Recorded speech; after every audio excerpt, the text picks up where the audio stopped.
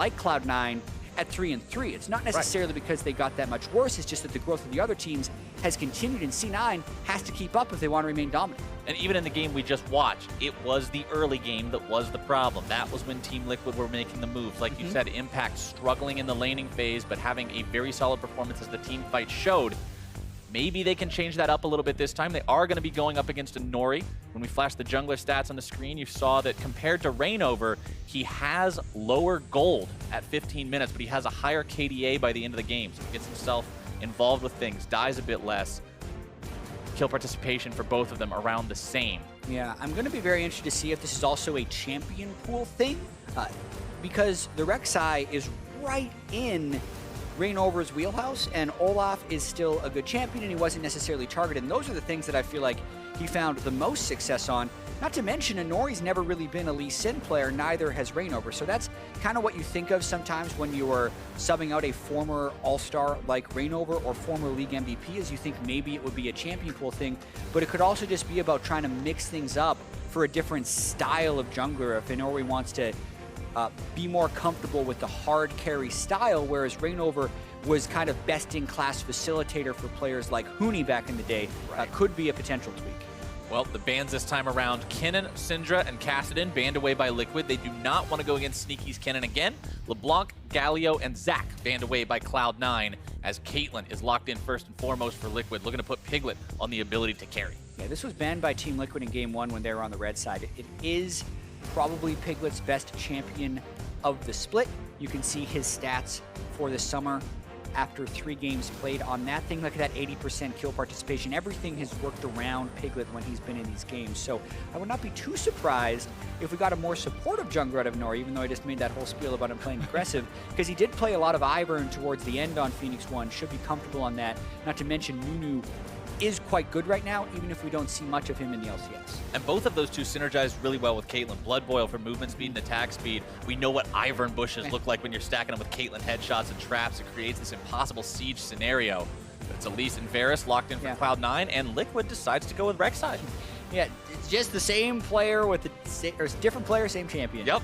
For Team Liquid, we're going to get to see Inori's take on Rek'Sai Renekton too. So more things similar in this game, but Galio is banned this time, so the team fight counter will not be as potent in this one.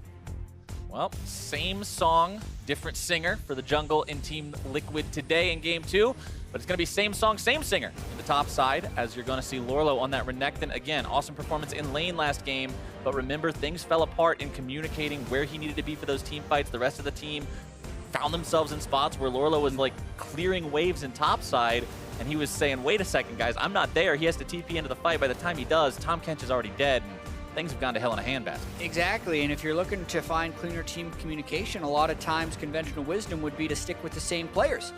But now it's Piglet and Lourlo with 3 different players than we saw them play with last week. They have talked about Piglet being the shot caller for the team, so if he is giving the direction, technically it wouldn't make as big of an impact as you would have otherwise, but I think it's still going to be a really tough job against a team with so much initiation potential already with Kled, Varus, and Elise. Yeah, Kled being locked in on the side of Cloud9. Going to be a capable fighter there in the top lane, but at the same time, remember, Impact fell incredibly behind in laning phase. He was on Galio, he was on something with a lot of inbuilt CC and tank ability, so he could still be useful. If Kled falls super far behind, he's not nearly as useful as the Galio would be. Cloud9 has got to be looking out for that this time around.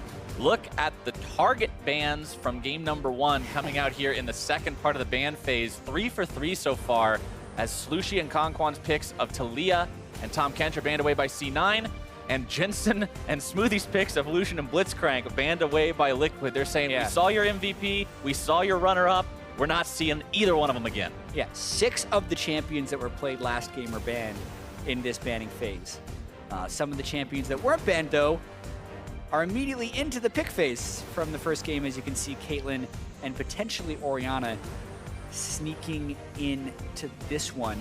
It would be a power pick here for Jensen, and they too will last pick their support, something the Team Liquid did last game. What I like more about this is how generically powerful the Orianna can be, especially in Jensen's hands. Right, you mentioned it in the game number 1 draft phase.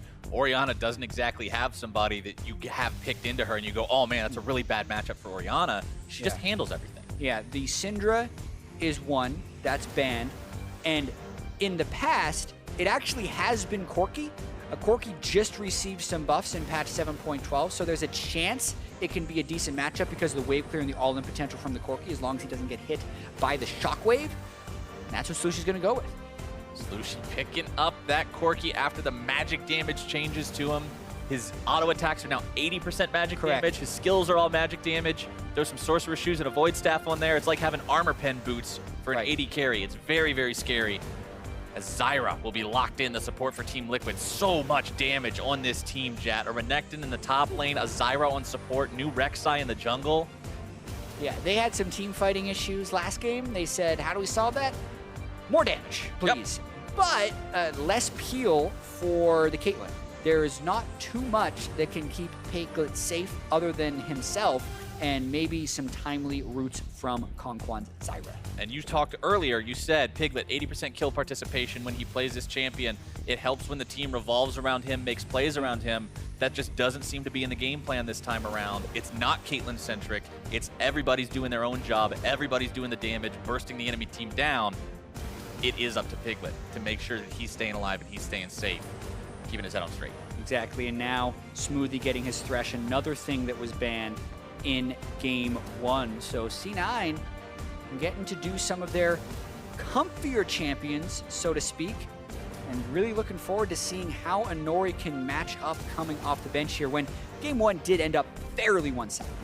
I am excited to see Smoothie on another champion with a hook and Contractz again on the Elise, because we saw the setups in game number one. The cocoon into the hook, the cocoon into the hook, the cocoon into the hook. It's like a broken record over and over again. Smoothie would wait for Contractz to hit those, trust that he was going to hit them, and then immediately follow up. Yeah, and now it can be cocoon into the hook into a shockwave or an instant burst by anyone else on the C9 team.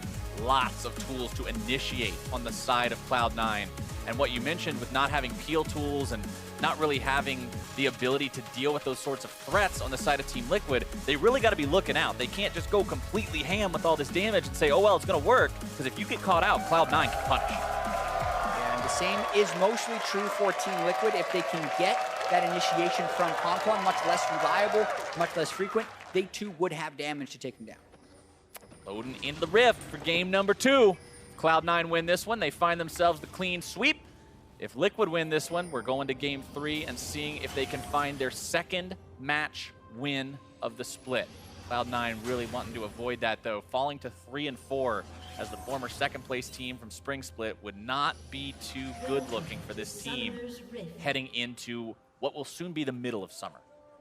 Absolutely, and especially even though NA is on the top of their minds, in 2 weeks C9 will be heading over to Berlin to take on Fnatic, G2, and UOL at the Rift Rivals, so more practice coming their way. Absolutely, that's something that all the teams heading to Rift Rivals got to have in the back of their minds, right? TSM, Cloud9, P1, all got to be thinking about that. They know that they've got to go up against their EU counterparts and opponents, so building up a nice record for themselves on local shores will boost the confidence going into that. Inori, though, keep your eyes on this guy. Remember, Reignover was subbed out for him to play the same champion. Yep. So you never know how the draft is going to play out, though. Maybe they have planned for him to do something. But Rek'Sai, I've talked to a lot of junglers, and a lot of them think Rek'Sai's in a really strong spot right now. What's so interesting about it is I almost feel like Rek'Sai's even more early to mid-game centric than before. So it's very feast or famine. Your level 3 gank is so powerful. If you're not getting a kill after double buffing, being able to tunnel into someone, and then do 120 true damage at level 3 with your E once you fully stack it up, you're not getting the most out of that champion. You need to be able to take that advantage through to the mid-game. So really pay attention to where Inori uses his first gank. Absolutely. Rek'Sai, been seeing a ton of it in solo queue recently, been seeing it locked in multiple pro circuits. Very strong champion, as Slooshie and Jensen trading back and forth. Very early, level 1, just trying to go for that lane dominance. Lourlo, going to be scaring Impact back for now. This matchup, like we mentioned, cannot afford to go as poorly for Impact as it did in game number 1. He needs to stay a bit more relevant coming out of the laning phase than he did that first time around. Piglet, KonKwon, Caitlyn, Zyra, such an oppressive lane from these two. Yeah, it really puts a lot of pressure on Smoothie to land hooks and Sneaky to not take headshots or get hit by pretty much any grasping route, because if that does happen, you know, on top of all the poke that they're throwing at you with their superior ranges, they're going to chain it with a Caitlyn trap, get an extra headshot, and probably kill you or take you very close to death. You know, one thing I also want to keep in mind watching Team Liquid as this second game goes on, now that we're past the first part of the series here, is this is a team, a lot of times you hear teams talk about, oh, we've got a guy on our team who, he's the one who keeps everybody's morale high. He's the cheerleader. He's the one who says, yeah, don't worry, guys, we got this. Is that first gank? But Inori now trying to make the play onto Jensen, who flashes away from it. That's exactly what we saw in the previous game as well, respecting the Rek'Sai flash potential, flashing ahead of time, getting himself out. Yeah, not the best result for Inori right there. Does a creative route, skipping his blue buff, going all the way in to check Contract's route, and then kind of guessing that he wouldn't be there. Getting both summoners out of Jensen does mean they can make a return gank, since it would be easier to tunnel in and still get the knockup. Even the ghost from Jensen will allow him to dodge that because he's so quick and good at dodging skill shots. Inori's still hunting for someone, though, not farming much. He's actually falling a little bit behind the curve in this game. Not going to find any opportunity really onto Impact, who's so close to his turret. There's almost no chance of making that successfully happen, especially not with Kled's dismount, dropping the ability to target him there for a moment. And Inori will decide to do a little bit of counter jungling near the enemy Krugs to try and catch back up in terms of that pace of the game. But Contractz will be heading towards that area. Might just find him out. Yeah, going for an early dive. They have Inori up here. Impact is low, does have the dismount and the flash. How quick can Contractz get there to stop it? Contractz wants to close this distance fast enough if he can. Kled, bear trap on a rope, going to be buying enough time for now. Inori drawing the turret aggro. Impact getting himself back, stays alive in that one. And Contractz is close enough, quick enough to make Team Liquid back away. Yeah, this also buys time for Jensen to shove in and go back to base. That is a bunch of resources devoted for almost nothing. Impact was already low, can recall, pick up another item. This doesn't really help Team Liquid, and this allows C9 to also get some pressure down in the bottom side. They didn't even blow Impact's flash. They don't have to expend Nothing out of that game. anything of value whatsoever. Immediately comes back to lane, wanted to TP out, wanted to back and TP right back in anyway. Dorian's shield, Dorian's blade, and a refillable potion in his inventory means he's pretty set for future laning phase fights. Leveling up to 5, and Lourlo's just going to have to do the same thing, get back, TP back to lane. Impact didn't even lose the cannon minion. No, he lost nothing. Lourlo missed the cannon minion because Impact teleported back in, and then Lourlo had to back off. Contractz now in enemy territory, looking to maybe sniff out what Inori's up to. Fires off the Scryer's Bloom. He'll see that the Wolf Camp is up, but that's about all the information he's going to get. Inori traveling back to base. The 2 long swords in inventory means you're going to see a Tiamat start from him, as opposed to the straight Cinderhulk rush that we got from Reignover last time. Yeah, kind of a classic Rek'Sai thing. A lot of champions still decent with the Tiamat rush. More damage. More to Inori style, you would think. Although Reignover used to do Warrior Enchantment all the time back when he played Rek'Sai over in the European LCS. Do you think we'll see a Warrior Enchantment potentially from Inori this time around? Maybe go for some of that carry Rek'Sai? Yeah, I hope so. I do feel like just the way the champion plays and the way you need to take over the game with it, I like seeing Warrior Black Cleaver and then trying to snowball. The problem is, though, you're up against a Thresh who can play you out of pretty much anything. Then you're also up against a Ghost mid laner who's going to be able to dodge your tunnel. So you really do have to try and take over the game early, I feel like, if you're going with this pick. Well, still sitting on 0, 0, 0. Now level 5, not where you want to be. Piglet and KonKwon pretty much setting up shop with this lane pushed forward, doing exactly what Caitlyn and Zyra like to do. But the thing is, it's not like Sneaky and Smoothie are phased by it. Sneaky's got more farm than Piglet does. Yeah, he's totally fine in this lane as of now. As long as they're not losing damage to their turret, and as long as Zyra's not getting very good vision on Contractz, they're generally okay. I think Contractz snuck by, but so did Inori, and everyone is spotted. That was actually a great ward by C9. It's really hard. You have to practice getting that ward over the wall to spot him out. That was close on the cocoon. Almost getting caught out there. Inori would have taken a lot of burst from Contractz. Remember that when Rek'Sai goes for that early damage, she actually is surprisingly squishy and vulnerable to attack if you run into the enemy jungler at an inopportune spot. Slooshie wanting to go for Jensen here. Lourlo trying to come in and make the moves happen. Tries to go for the flash into the stun. Jensen's still going to be chased down. First blood over to Lourlo. Up into the air goes Contractz. Gonna take some more damage on the back end of that fight, but Liquid get the better of it. Man, Jensen just had everything thrown at him. A 4 Summer Spell gank from 3 people to get the kill on him.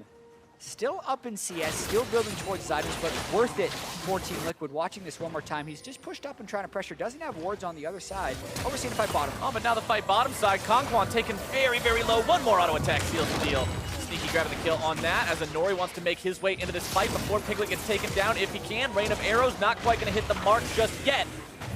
Inori gets in there, scares him back. Piglet surviving by the skin of his teeth. Yeah, but Tio gets smashed in that 2v2. I mean, even Inori comes in at the end to burn the flash away from Sneaky. All 4 summoners burned with the kill going over to C9. The start of that, I think, is really going to be the teller of how that happened, but it must have been a hook by Smoothie. And that type of stuff, just not what you want out of Team Liquid when you're first picking the Caitlyn. They just start off with a little bit of poke, get a clean hook out of KonKwon, and then honestly just auto-attack him. I mean, Sneaky's auto-attacking through exhaust. Piglet's just not there yet. Nice lantern by Smoothie at the end and a heal to keep him safe. And then even now, keeping Piglet in the box and managing to play him into it for that extra damage to force the flash away.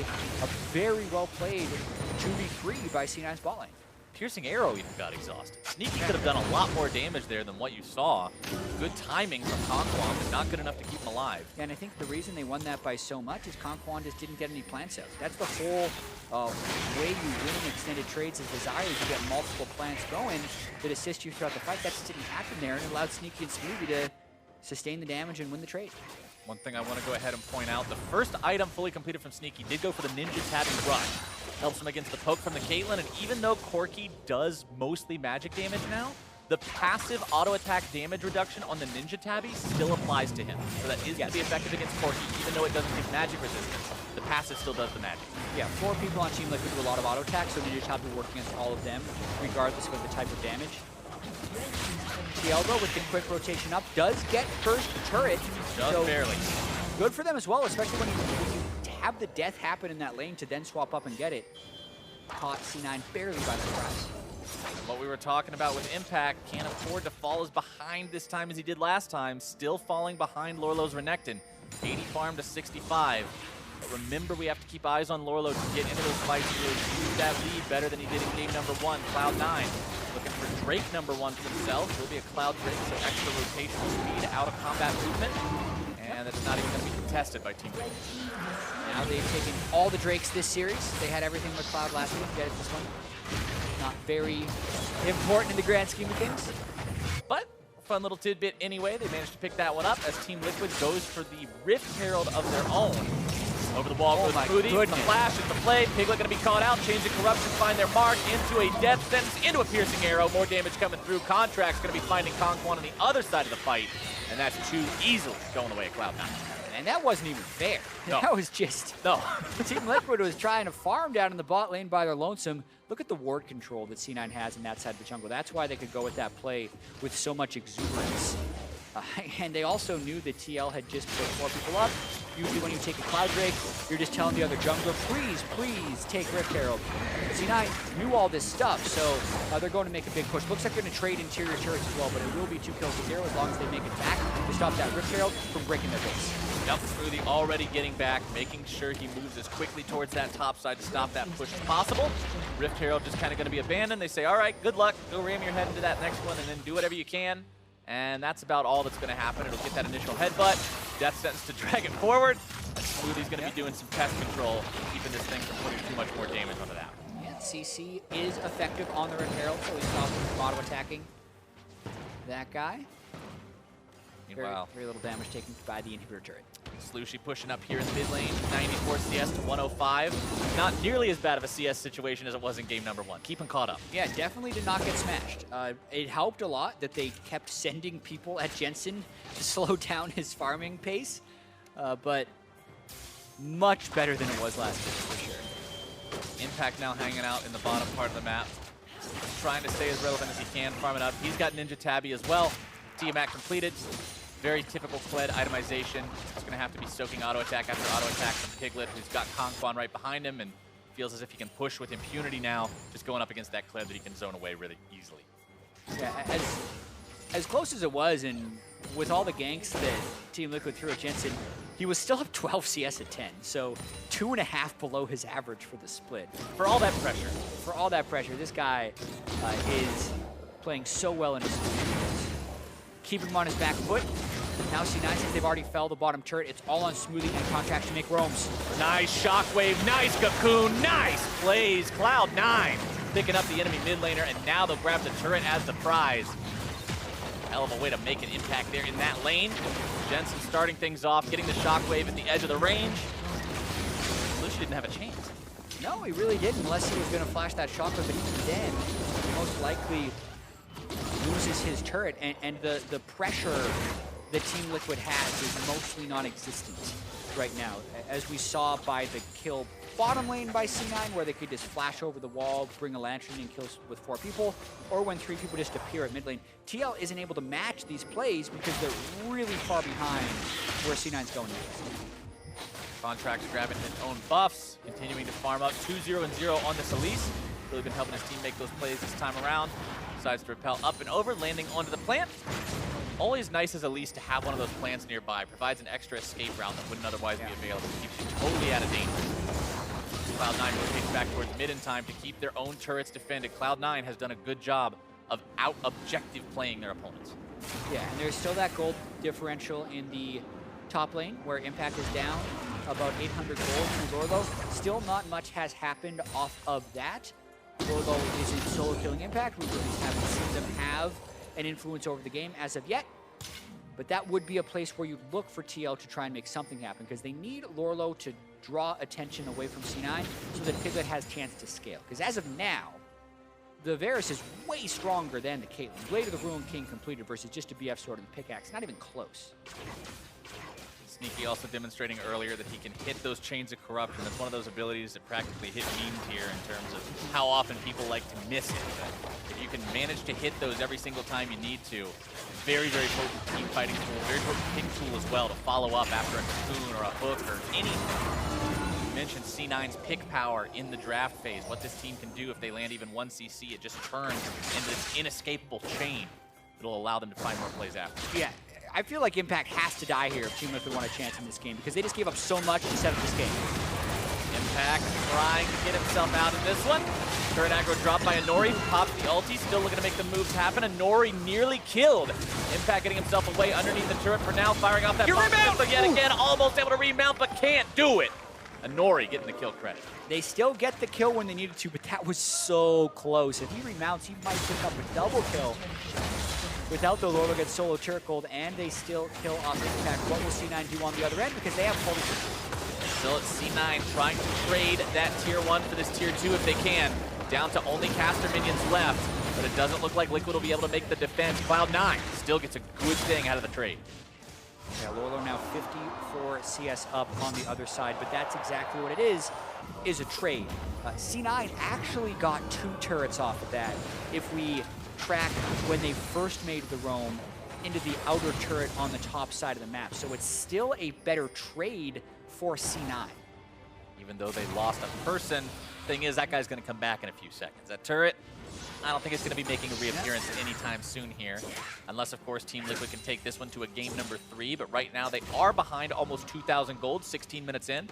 Cloud9 doing a good job building that early game advantage for themselves as we move towards the mid game now with Drake number 2 spawning. It is Ocean Drake, so not the biggest value, but still a target here for Cloud9.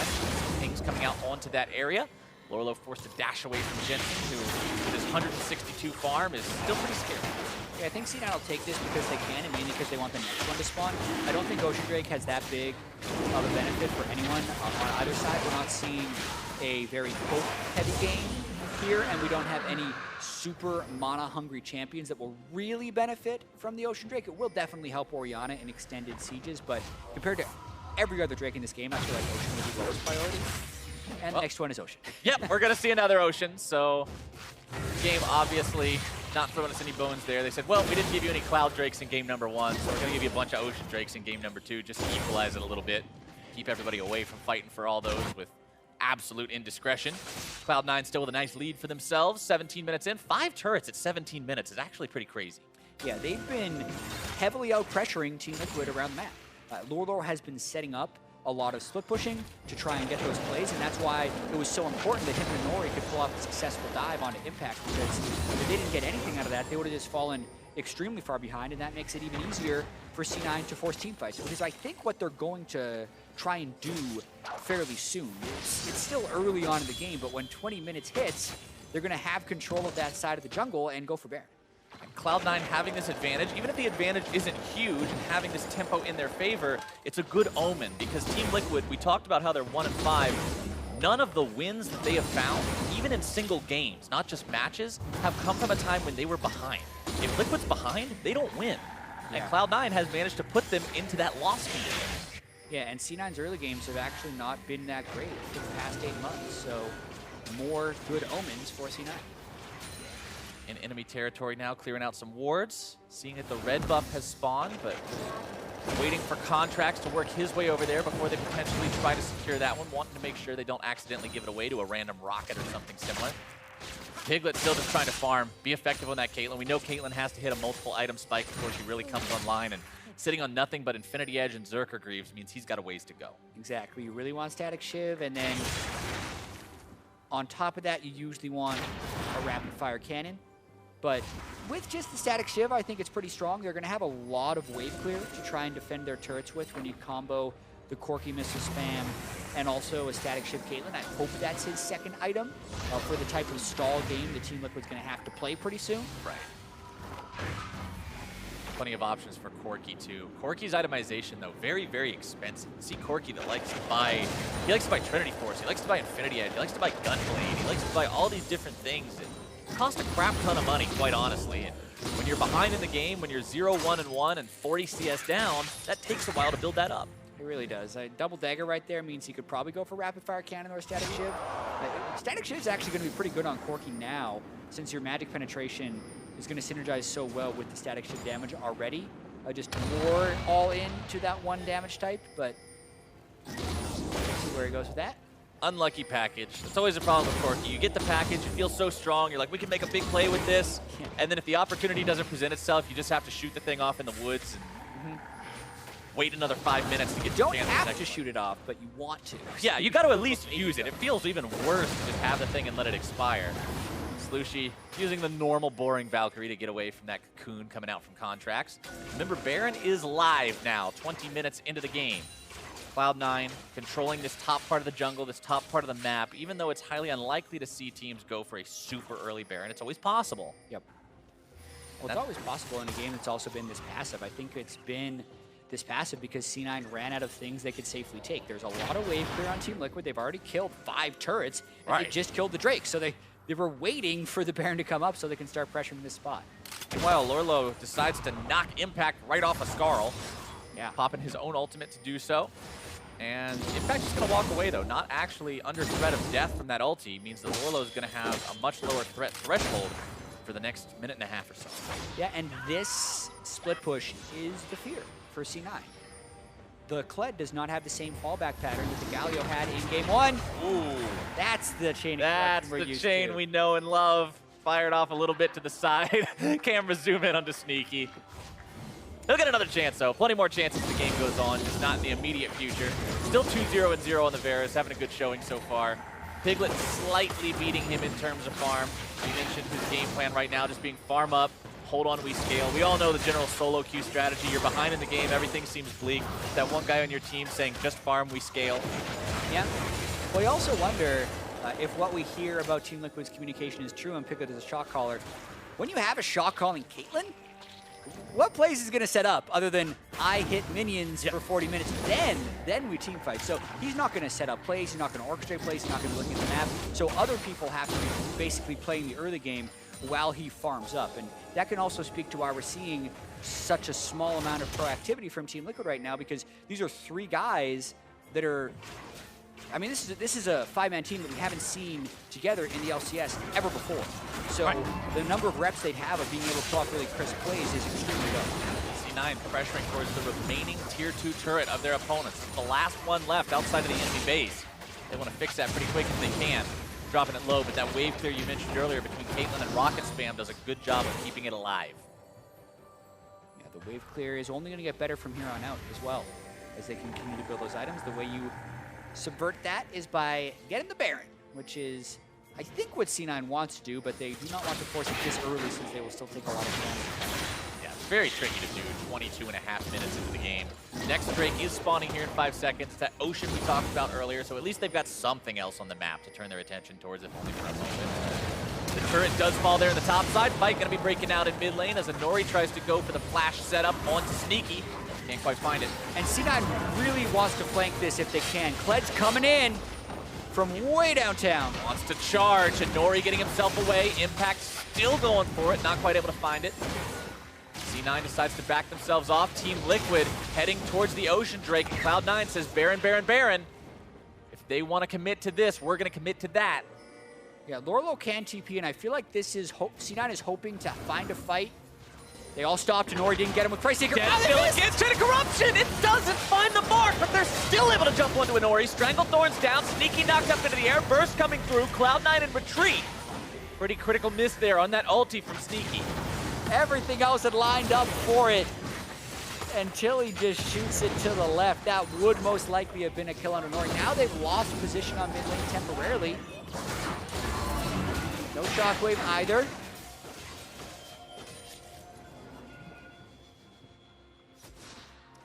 Ooh, that miss. That was... Because the setup was so good, too. It was all about the bait. It was stopping outside of Price Seeker range, knowing they had the control ward. Now they go for Baron because they know Inori has teleported back, and they know Lourlo got taken low by Shockwave, but here is KonKwon. He sees it. Trying to just rush this down. Strangle Thorns got expended earlier. Remember, that's not available. Baron down below 1,000 HP, still looking to make the moves if they can. Contractz grabbing that secure as he goes over the wall, but Ace in the hole will find him mid-air. 3 quick deaths with that Baron rush. They knew Inori would be back in base, so they trusted their ability to get the smite secure, but Team Liquid just get a bunch out of this one. They should be able to get the turret in the mid lane, and they can also get the Ocean Drake out of this, so Baron, very questionable whether or not that's worth it. Team Liquid will also grab that tier 1 turret there in the mid lane, bring their turret count up to 4. Cloud9 still has that enchantment on both Jensen and Sneaky, so they have the opportunity to use this to push with once they get the rest of their team back, but that's still 10 seconds away. KonKwon throws some plants over the wall to help Inori out, taking that OG. Yeah, C9 needs better skill shot accuracy if they're going to be making plays like that. They could have had a kill or 2 before this Baron, but they did not. So everyone on Team Liquid is free to run in. Jensen does zone out KonKwon, but that's a big Renekton in the middle of a bunch of really low debuff people from Baron. Lourlo gets a good shot off. Ooh. Exhaust onto Sneaky as he's pulled to safety by Smoothie. Slooshie really wanting to go for him there, but can't quite find the kill. Rapid Fire Cannon, the second item that came out for him. Not the Static Shiv we were expecting, but a similar item at least. Yeah, Rapid Fire Cannon still very good on the Corki, making sure you're landing the Trinity Force empowered auto attack after your initial spamming, so Cloud9 there. Still has a 3,500 gold lead too. Still has 2 people with Baron. But they also still have a pretty difficult task, Jatt. They've got to break into the base. There's no T2s. There's no freestanding money to just walk around and collect like you usually have the first time you grab the Baron. Yeah, and Piglet is starting to reach that point where it gets pretty scary. And there's not a reliable way for C9 to get there. They haven't kept him down necessarily that much. They had that 1 kill onto him. But once he gets that rapid fire cannon, there's also no super tank on C9 that can actually tank headshots without losing half of their health. So there is a timer on C9. I think that's why they so boldly went for that Baron, even though it suffered casualties. They really feel like they need to break the base on a push like this.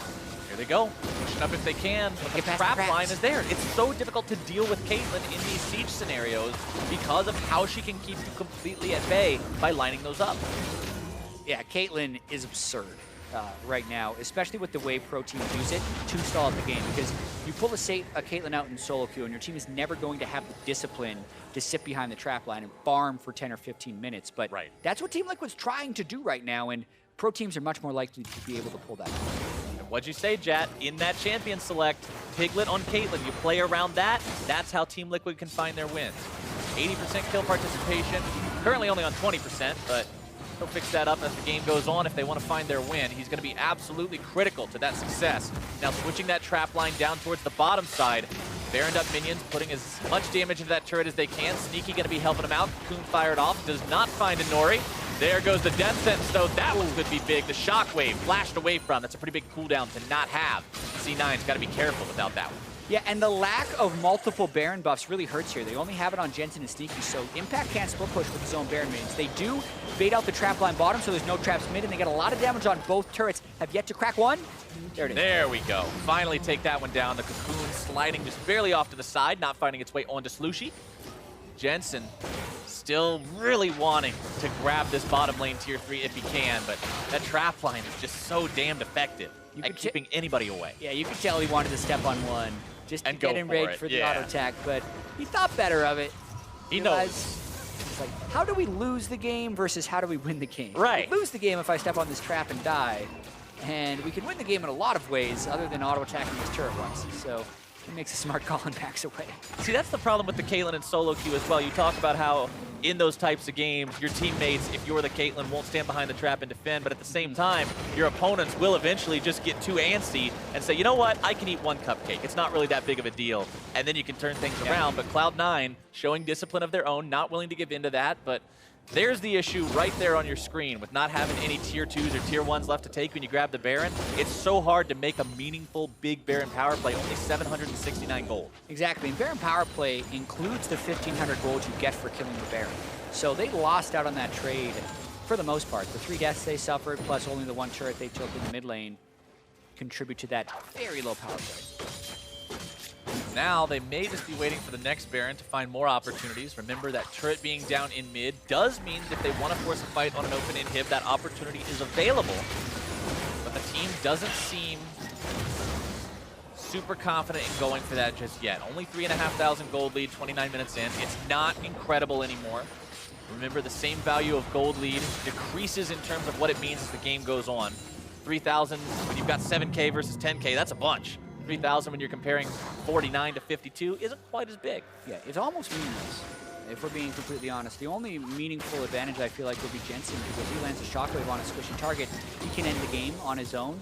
Yeah. Outside of that, it's really all about the strength that Piglet is going to have in these games. And you can see the minions are never making it anywhere close to those turrets or even the inhibitors until this Baron comes up again in 1 minute and 30 seconds. And I want to dial back to something you mentioned in Game 1, talking about how normally you see the 10 CS a minute mark as being the goal for most pros in the LCS. And again, Jensen going above and beyond that 314 farm, 30 minutes into the game, constantly keeping that economy topped off. Rabadon's Death Cap, Leandri's Torment, Morello Nomicon. That shockwave finds its way onto Piglet or onto Slooshie.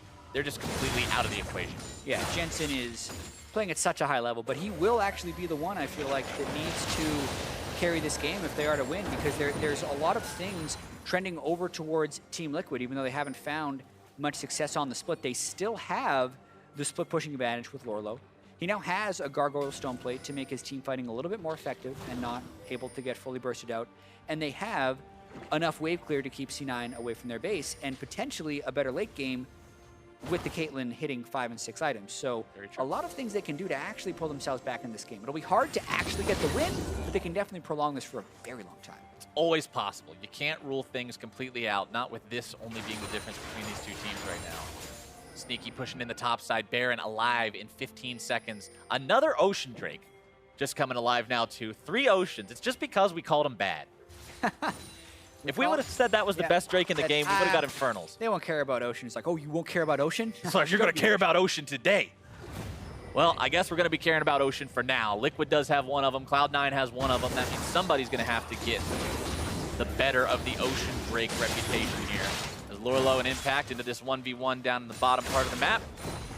Titanic Hydra, Black Cleaver, Gargoyle Stoneplate versus Titanic Hydra, Black Cleaver, and Gargoyle Stoneplate. Bruisers, pretty similar flavors these days.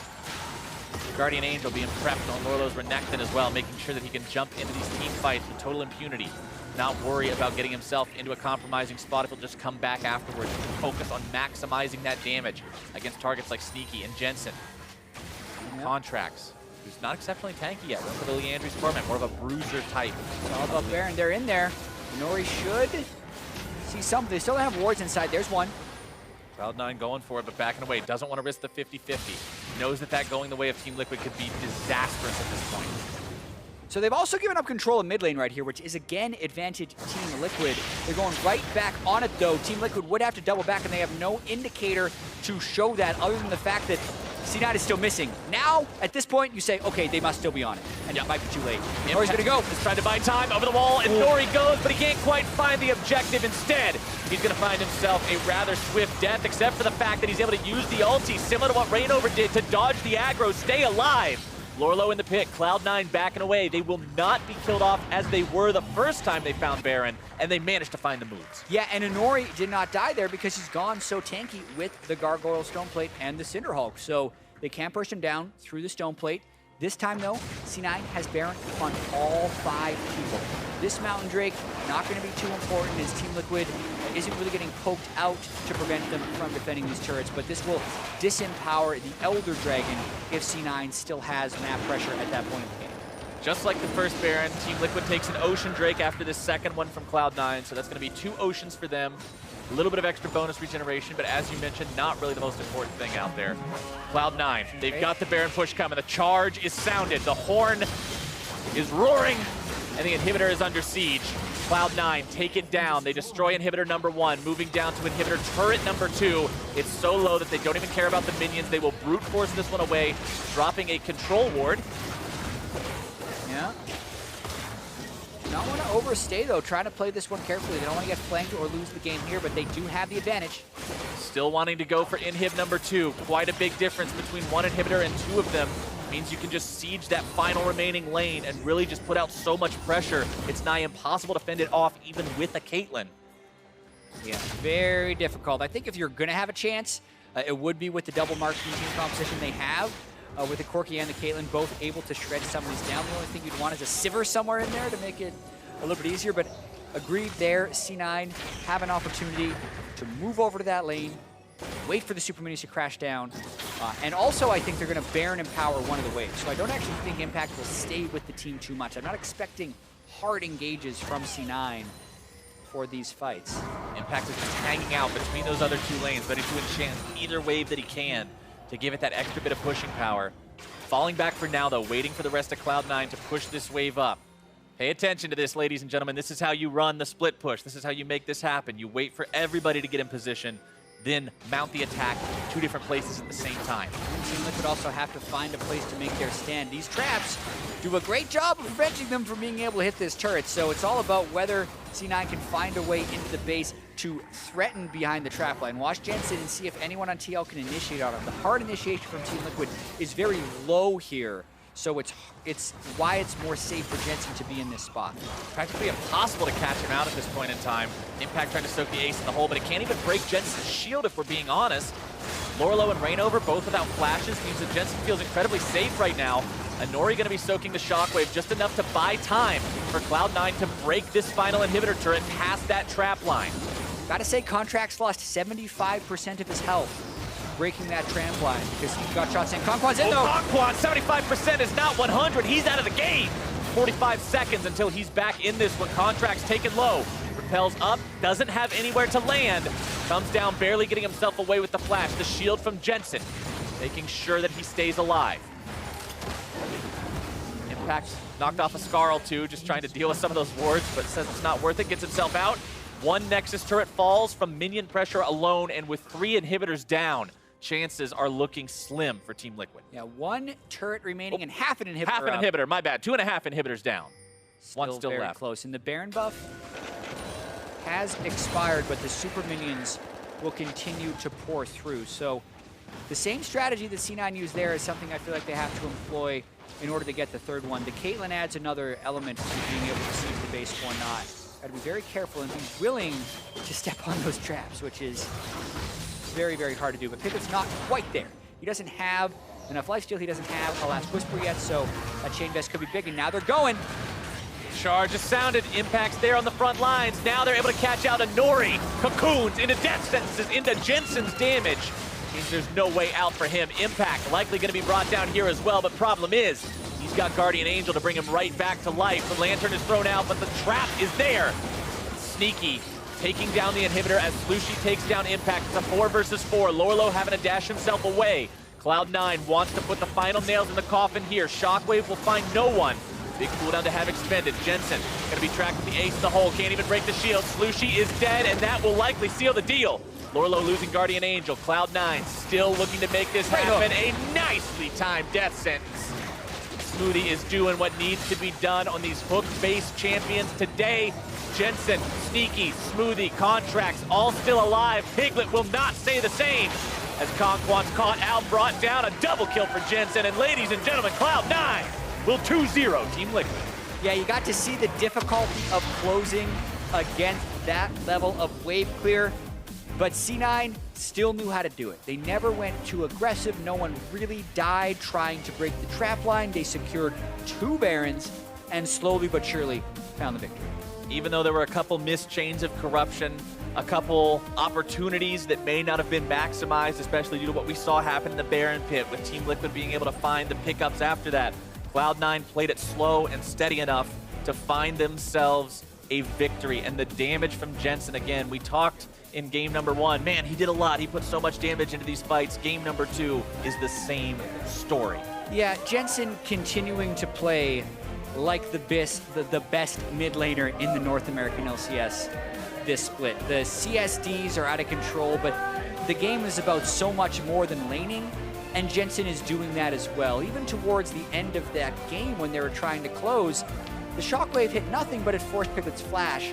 Yeah. And then towards the end of it, he actually just 1v1'd the Caitlyn. So Caitlyn was trying to get him, he landed the QW, repositioned his Q, and Piglet was dead. So Jensen did everything he needed to do in both of these games. If you sum them together, was more than 200 CS up onto Slooshie, and was a huge part in C9's victories. Jensen definitely contributing to this team, doing what they need to do to once again be a top contender in the NA LCS. But at the same time, you can't do it alone. One man does not make a team, and the rest of this team work together. Contractz, again, hitting those cocoons all over the place. Impact, although he didn't have the laning performance we were hoping for him to have, he still stayed relevant. He still had an effect in the game. Yeah, at the end of the day, it was the expected result for C9. The problems that they potentially had coming into the day and the strengths that they have did stay mostly the same. They played around mid lane and bottom lane.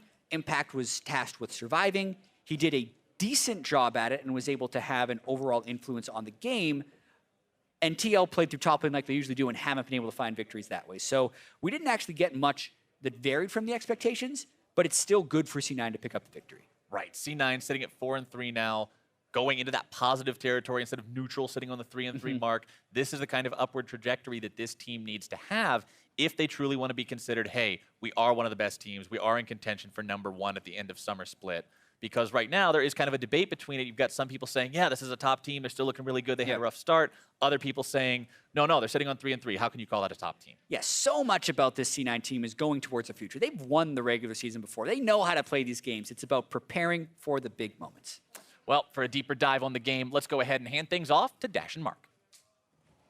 Thank you very much, gentlemen. C9 with a 2-0 victory over Team Liquid today. And in particular, what I want to look at here is the Team Liquid roster changes that have been made and how these guys are kind of interchanging as they made the announcement that they're very strongly moving towards that full 10-man roster where at any given moment people can be subbed in and out for different looks till they find maybe the right occasion. And looking at Slooshie in the mid lane here against Jensen, obviously he's got his work cut out for him. All 3 of the Danish mid laners here in North America have just been trouncing people left and right. So already a tough matchup for him to be coming in to, but at least here in game 2 as compared to game 1, we saw the CS differential a lot closer together than it was in the previous game. Yeah, and a part of that comes down to the matchup. Obviously, Lucian Talia heavily favors Lucian. This time around, Corki Orianna traditionally was considered a Corki favorite matchup. Maybe not as strong as it used to be with some of the changes that came in previously to like his missile harass and stuff that happened at 6. Yep. Either way, much better showing out of him, but still down about 30 CS at 15. And C9 was putting attention towards the mid lane. They made a couple roams. They finally broke the turret with a gank attempt that came in. And it's just, like you said, a tough spot to be in for Slooshie. I would argue Jensen's the best mid laner in the league right now, absolutely smashing in lane and out of lane. So, you know, you can't draw too many conclusions when your substitute comes in like this. And I think the bigger thing to look at is kind of the idea of the swaps overall. Right. Well, and then with that, we saw 2 different junglers today. We see Reignover, we see Inori, both of them playing Rek'Sai. I mean, Rek'Sai back in the meta, a lot of people would point to Reignover and say, okay, isn't this his time, his resurgence to come back in and start, reclaiming his title as the best jungler in NA? You would like to think so, but you're playing this new Rek'Sai, tank Rek'Sai, which is just not the right way to play. You can't play Cinderhulk, you can't play Courage the Colossus, or you got to go, with a more aggressive one. Fervor and a warrior enchant. Yeah, you got to go the aggro. I'm going to kill some people, especially because in the first game he did have some good early moves to get some leads, but you can't push it quite as hard as you can when a Rek'Sai is in your face and you face check him, he knocks you up, and then you're almost dead. Right. You can't do that with the Cinderhulk build. Either way, the big thing though is, Inori comes in, looks okay, but Slooshie stays in the mid lane, and you got to start finding some ways for this to actually get some more firepower into the roster with these kind of changes. Yeah, I think that's a big thing. Again, if we're looking at the roster changes as a whole, a lot of people will point to, okay, well, hey, Reignover's out. Technically, what that means is you've opened up an import slot. And so, if in the mid lane, all you're doing is exchanging Golden Goo for Slooshie, and we can get more into the nitty-gritty of like whether or not that is an upgrade or more of a side grade, a lot of people would say, all right, granted, there's not much homegrown NA mid lane talent that you can pull from. Well, you have an opened import slot. There is room for large upgrades to be made in that mid lane still. And I understand it's difficult in the middle of a season to go pull someone, potentially out of Korea. They can't or go convince Faker to jump ship? That might be a little bit of a tough argument right to make. Okay. But, there's someone locally who I believe is teamless right now in Phoenix, someone who's been in your org, who, last time we saw him in the Challenger Series and Promotion Tournament looked really strong. And maybe you can find a roster that works if you brought him in with Inori Phoenix would look pretty good. Yeah, and then you have Piglet as well. And so it's this kind of thing where, you're swapping Reignover out for Inori, which I think many, including myself, argue is a slight downgrade right now, but you're not doing anything to improve it with the extra kind of room you've given yourself to work by opening up an import slot. To put fake numbers to it, if you were downgrading from a 7 to a 6 out of 10 in the jungle, and then in the mid lane, all you're doing is moving from a 5 to a 5, then all you've done is lowered your team score by 1. And so what we're saying here is that if you are going to make a downgrade or a concession in one area, you need to look to take advantages somewhere else. But I don't want to get too hyper-focused on the roster because, again, they've made the announcement. We'll see what happens in the coming weeks in terms of the evolution of that roster and who they end up sticking with. We know they're not afraid of signing people. But what I will say is kind of a prevailing theme is that even in this game, there were multiple opportunities for Team Liquid to perhaps play more aggressively. And at this point, I almost feel like there's a level of mental fragility where they're unwilling to take risks to actually win the game. And again, we've creeped back into that playing not to lose as opposed to playing to win. Right. There was a moment in the mid game there where C9 tried to find a pick. They might have overextended into a Zyra ultimate, and I think it was Sneaky who was going to get knocked up, and Slooshie and Piglet didn't really go and try and jump on that and potentially find a kill. And off the back of that skirmish, C9 just went right to Baron, still relatively low. At like 23 minutes, they're tanking a Baron in your face with no armor. And you got Corki poke, you got Zyra, you have Caitlyn, you have so much range to threaten them off that Baron or potentially kill them if they hard commit to it. And they did, but it was just a little bit too late because they do seem to have this little bit of timidness that they play with. Right, it was from memory, it was about 3 kills being picked up, but the Barons still going over to C9. If they had chosen to act a little bit more aggressively sooner, perhaps they ace them, even get the Baron, who's to say? But I think that's kind of where, at times, this roster this team, this split, no matter what the roster is, has failed, is in their split-second decision-making and willingness to kind of make plays and take a shot at the victory. Now, on the, while we talk about this series, we have to mention Jensen in the mid lane. Oh, yeah. Picking up player of the game for Cloud9. This guy has been an absolute monster throughout the split. Again, his CSDs in every matchup. Flame Horizon in game 1 in the mid lane? What? Who does that? Well, right, exactly. But my one fear here is that C9 is beginning to rely too heavily on Jensen. So when we talk about having a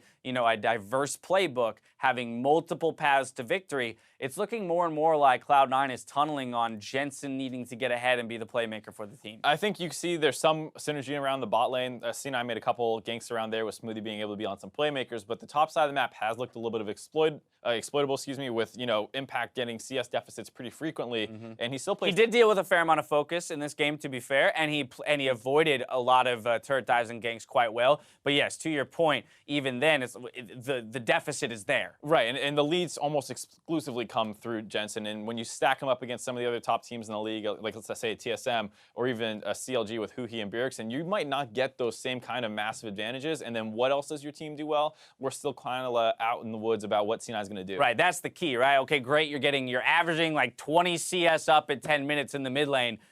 But what happens when you go up against Bjergsen, who's also averaging 15 up, right? And it's like, well, now all of a sudden, one of you is not averaging 15 CS up at 10 minutes, and then where does C9 go if Jensen isn't as successful? So we'll be looking in future weeks to see how they develop around him in the mid lane, and you know whether or not Ray and Impact continue to swap out till they find the solution there. We'll see. Yeah, and it's the kind of case where having a style isn't the problem. Obviously, if you have your preferred way of playing the game, and Jensen is a very viable win condition. At no point are we saying, oh, don't play around Jensen. No, Jensen's ahead. Let the dude carry. Yeah, exactly. Let him carry the game. But you need to be able to do a couple other things, and that's one of the things you can say about TSM is sometimes Hauntzer's the guy, which we kind of saw in their series today, where he received a lot of jungle attention after Bjergsen kind of stabilized his lane, and that's kind of the stuff that we wish we saw more out of C9, where Jensen's got a lead, great. Can we stop going mid and maybe do something else with it? Or if Jensen's even, which isn't the case very often, go somewhere else. And so where do you look? Who specifically on the team are you looking to for Cloud, in Cloud9's case, to step up alongside Jensen? Are you looking at the playmakers of the jungler and the support, or are you actually looking at the damage dealers and the carry potential out of the top in the ADC? I would love for it to be Ray. He comes in, you swap up your chant pool a little bit. Now you're playing the Kleds and all this aggressive stuff, and you're diving and doing all this